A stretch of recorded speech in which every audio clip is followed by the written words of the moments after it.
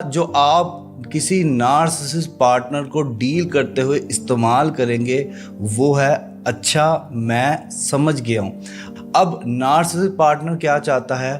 وہ فوکس چاہتا ہے، وہ اٹینشن چاہتا ہے، وہ جان بوجھ کے لڑائی کرے گا، اپنے ایکس کا ذکر کرے گا، اپنے والدین کو بیچ میں لے کر آئے گا۔ وہ چاہتا ہے سارا کا سارا فوکس اس پہ رہے، توجہ اٹینشن اس پہ رہے، اس کے بارے میں ذکر ہو، وہ جہاں پہ جائے اس کی خوش آمدی ہو۔